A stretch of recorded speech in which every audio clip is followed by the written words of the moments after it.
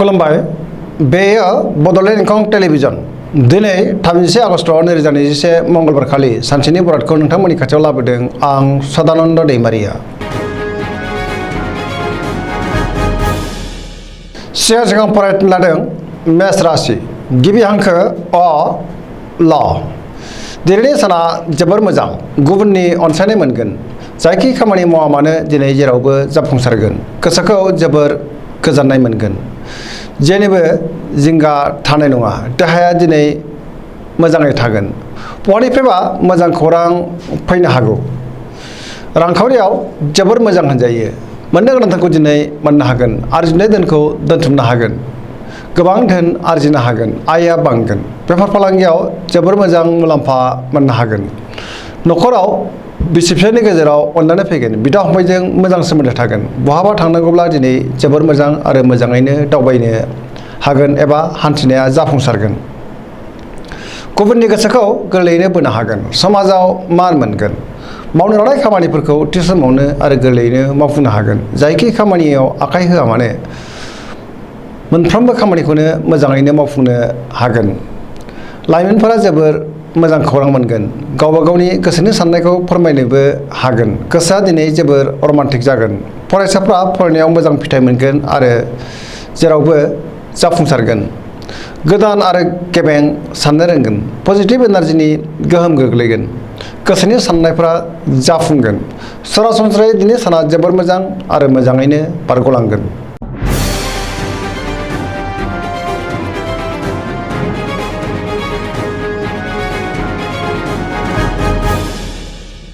वृष राशि गिबि हांखो इ उ ब।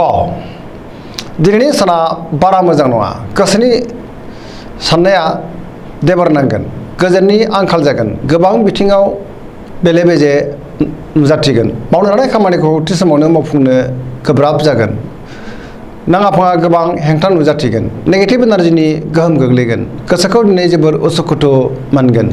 गुबुननि थाखाय नाङा फाङा खहा जानांनो हागौ। गोसोनि बोलोआ लोरबां जागोन। मावनो लानाय खामानिखौ थि समावनो मावफुंनो गोब्राब जागोन। समाजाव अदेबानि मान मोननो हागोन। रांखावरियाव मोजां, नाथाय खरसायाबो बांगोन। बेफार फालांगियाव मोजां होनजायो। बहाबा थाङोब्ला सांग्रां जानाया गाहाम। जाब्रबथायनि आसा दङ। न'खराव बिसि फिसायनि गेजेराव अनलायनाय फैगोन। बिदा फंबायनि हेफाजाब मोननो हागोन। देहाया दिनै बारा मोजां थानाय नङा। गुबुननि हेफाजाब लानांगोन। लाइमोनफोरनि गोसोआ जोबोर आला खाला जागोन। सोरबा लोगोआ गाज्रि नोजोर होखोमागोन। सांग्रां जानाया गाहाम। नेगेटिभ एनार्जिनि गोहोम गोग्लैगोन।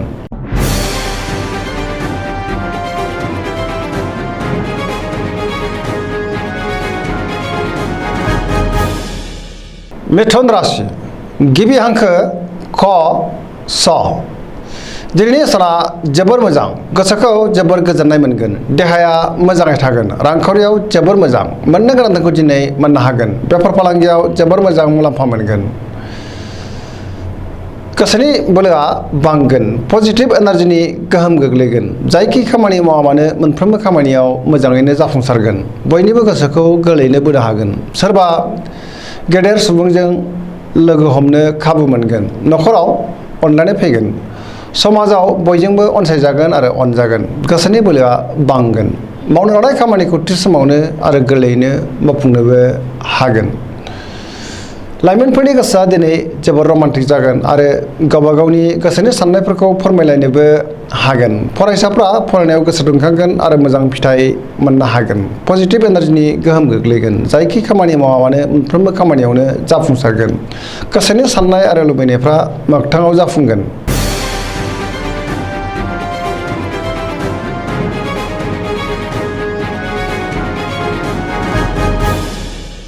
कर्कट राशि गिबि हांखो ड ड ह। दिनैनि साना मोजां आरो गाज्रिनि गेजेरजों बाबेनलांगोन। गोसोनि साननायफोरा देबारनांगोन। गोसोखौ जोबोर उसुखुथु मोनगोन। मावनो लानाय खामानिखौ थि समावनो मावफुंनो गोब्राब जागोन। नेगेटिभ एनार्जिनि गोहोम गोग्लैनो हागौ। रांखावरियाव बारा मोजां नङा। नाङा फाङा खरसाया बांगोन। बेफार फालांगियाव मोजां नङा। गोबां खहा जानांनो हागौ। देहाया दिनै बारा मोजां थानाय नङा गुबुननि हेफाजाब लानांगोन न'खराव अनलायनाय फैगोन बिमा बिफानि बोर मोनगोन गोसोनि साननायफोरखौ गुबुननो दाफोरमाय नङाब्ला गुबुना बांसिन खहा खालामनो नाजागोन बिमा बिफानि बोर मोनगोन लाइमोनफोरनि गोसोआ दिनै जोबोर रमान्टिक जागोन बहानिफ्रायबा हरखाबै मोजां खौरां फैनोबो हागौ फरायसाफ्रा फरायनायाव गोसो दुंखांगोन आरो मोजां फिथाइ मोनगोन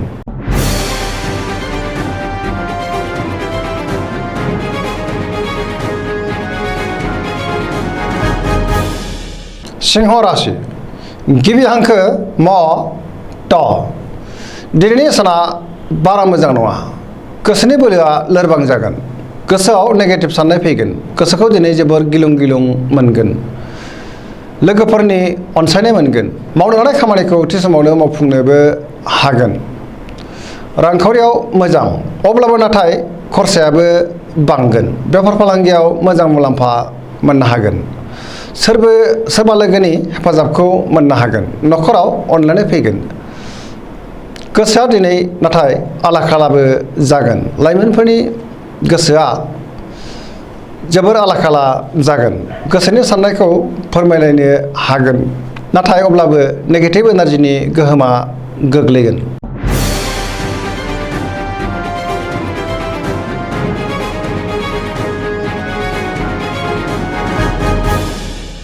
कन्या राशि गिबि हांखो प ट दिनैनि साना मोजां आरो गाज्रिनि गेजेरजों बाबेनलांगोन गोसोखौ जोबोर आला खाला मोनगोन गुबुननि गोसोखौ बोनो हागोन बहानिफ्रायबा मोजां खौरांबो फैनो हागौ रांखावरियाव मोजां नाथाय खरसायाबो बांगोन मोननो गोनांखौ दिनै मोननो हागोन बेफार फालांगियाव मोजां मुलाम्फा मोनगोन देहाया बारा मोजां थानाय नङा लोमजानो हागौ न'खराव अनलायनाय फैगोन सेंग्रा सिख्लाफ्रा गावबा गावनि गोसोनि साननायखौ फोरमायलायनो हागोन फरायसाफ्रा फरायनायाव गोसो दुंखांगोन आरो मोजां फिथाइ मोनगोन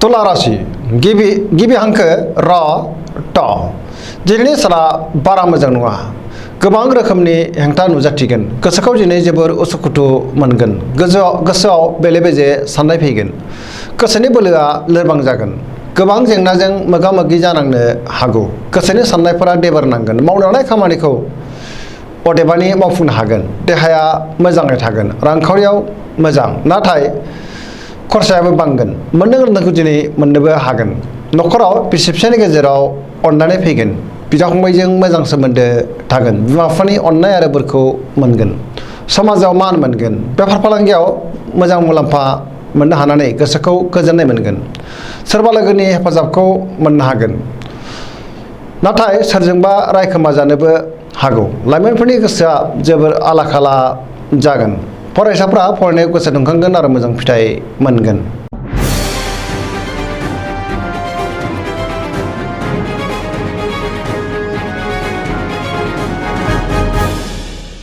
वृश्चिक राशि गिबि हांखो न स दिनैनि साना मोजां आरो गाज्रिनि गेजेरजों बाबेनलांगोन गुबुनजों दान्थे बिदान्थे एबा नांलाय खमलायबो जानो हागौ गोसोखौ हमथानाया गाहाम गोसोआ दिनै जोबोर उसाव बादाव जागोन गोसोनि बोलोआ अदेबानि बांगोन मावनो लानाय खामानिखौ थि समावनो मावफुंनोबो हागोन गोसोनि साननायफोराबो जाफुंगोन पजिटिभ एनार्जिनि गोहोमबो गोग्लैगोन समाजाव मान मोनगोन न'खराव अनलायनाय फैगोन रांखावरियाव मोजां नाथाय अब्लाबो खरसाया बांगोन बेफार फालांगियाव मोजां मुलाम्फा मोननो हागोन देहाया मोजाङै थागोन गुबुननि हेफाजाब मोनगोन सोरबा गोजाम लोगोजों बहाबा लोगो मोनलायगोन आरो नङाब्ला जानबुङाव रायज्लायनो खाबु मोनगोन गोसोखौ दिनै जोबोर खुसि मोनगोन लाइमोनफोरा जोबोर उरां फारां जागोन गावबा गावनि गोसोनि साननायखौ नाथाय फोरमायलायनोबो हागोन फरायसाफोरा फरायनायाव मोजां फिथाइ मोननो हागोन आरो गोसोआबो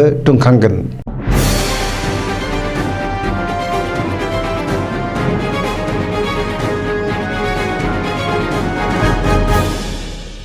धनु राशि गिबि हांखो ढ फ भ दिनैनि साना जोबोर मोजां बयजोंबो अनजागोन आरो अनसायजागोन गुबुननि थाखाय गोबां मोजां खामानि मावनानै होनो हागोन गोसोखौ दिनै जोबोर गोजोननाय मोनगोन पजिटिभ एनार्जिनि गोहोम गोग्लैगोन गोसोनि बोलोआ बांगोन मावनो लानाय खामानिखौ थि समावनो मावफुंनो हागोन गोसोनि साननाय आरो लुबैनायफ्रा मोगथाङाव जाफुंगोन बहाबा दावबायहैनो एबा हान्थिनोबो खाबु मोनगोन रांखावरियाव जोबोर मोजां मोननो गोनांखौ दिनै मोननो हागोन बेफार फालांगियाव जोबोर मोजां मुलाम्फा मोनगोन समाजाव गोबां मान मोनगोन देहाया मोजाङै थागोन न'खराव अनलायनाय फैगोन बिमा बिफानि अननाय आरो बोरखौ दिनै मोननो हागोन धोरोमारि बिथिङाव गोसो दुंखांगोन लाइमोनफोरनि गोसोआ दिनै जोबोर रमान्टिक जागोन आरो गावबा गावनि गोसोनि साननायखौ फोरमायलायनोबो हागोन लाइमोनफ्रा मोजां खौरां मोनगोन फरायसाफ्रा फरायनायाव गोसो दुंखांगोन आरो मोजां फिथाइ मोनगोन सरासनस्रायै दिनै साना जोबोर मोजां आरो मोजाङैनो बारग'लांगोन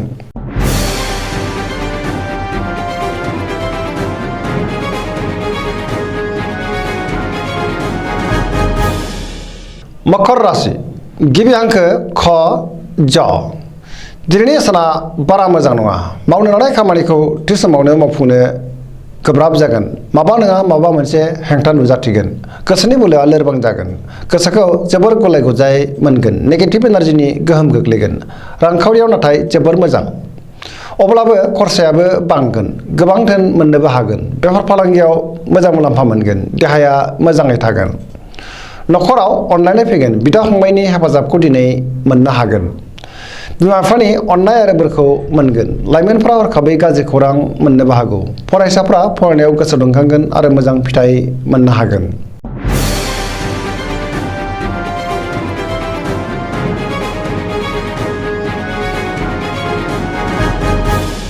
कुम्भ राशि गिबि हांखो ग स स दिनैनि साना जोबोर मोजां गोसोखौ जोबोर गोजोननाय मोनगोन माबा नङा माबा मोनसे बेसेन गोसा मुवा मोननो हागौ मावनो लानाय खामानिखौ थि समावनो आरो गोरलैयैनो मावफुंनो हागोन बहानिफ्रायबा मोजां खौरां फैगोन समाजाव दिनै गोबां मान मोनगोन रांखावरियाव मोजां नाथाय खरसायाबो बांगोन बेफार फालांगियाव मोजां मुलाम्फा मोनगोन देहाया दिनै मोजाङै थागोन न'खराव अनलायनाय फैगोन लाइमोनफोरनि गोसोआ दिनै जोबोर रमान्टिक जागोन आरो गावबा गावनि गोसोनि साननायखौ फोरमायलायनोबो हागोन सोरबा लोगोनि गाज्रि नोजोर नांनोबो हागौ सांग्रां जानाया गाहाम फरायसाफ्रा फरायनायाव गोसो दुंखांगोन आरो मोजां फिथाइ मोननो हागोन